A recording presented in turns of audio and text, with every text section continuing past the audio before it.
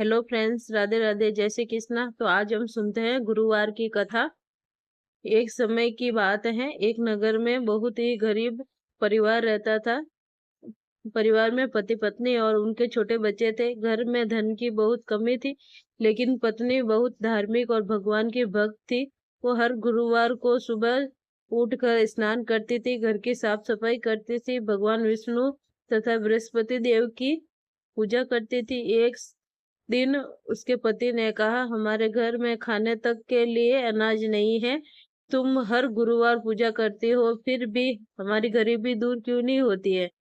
पत्नी ने प्रेम से कहा, हमें भगवान पर विश्वास है। सच्चे मन से की गई भक्ति कभी व्यर्थ नहीं जाती। उस दिन गुरुवार था। महिला ने भगवान विष्णु के सामने दीपक जलाया और हाथ जोड़ के प्रार्थना की, ये प्रभु, मैं धन की कमी ही है, बस इतनी सी कृपा कर दीजिए, मेरे परिवार 2 वक्त का भोजन मिल पाए, हमारे घर में सुख शांति बनी रहे। उसकी सच्ची प्रार्थना सुनकर भगवान विष्णु बृहस्पति देव प्रसन्न हुए। अगले दिन नगर में धनवान व्यक्ति को अपने घर में काम करवाने के लिए ईमानदार व्यक्ति की आवश्यकता थी। उसने उस गरीब किसान को अपने यहाँ ले गया और किसान की ईमानदारी और मेहनत देखकर उसके घर में काम के लिए रख दिया। घर में आर्थिक सुविधा होने लगी और किसान के खेत में भी खूब फसल हुई। उसके घर में अन्न धन की कमी थी, वो भी दूर हो गई। पत्नी ने अपनी पूजा और भक्ति कभी नहीं छोड़ी। एक दिन भगवान विष्णु एक साधु के रूप धारण करके उसके घर आते हैं।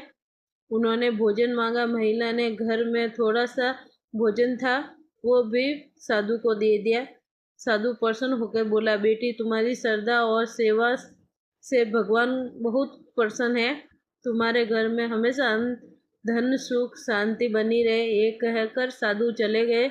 महिला ने जब अपने पति को ये बात बताई तो दोनों समझ लिए कि भगवान की कृपा हुई है।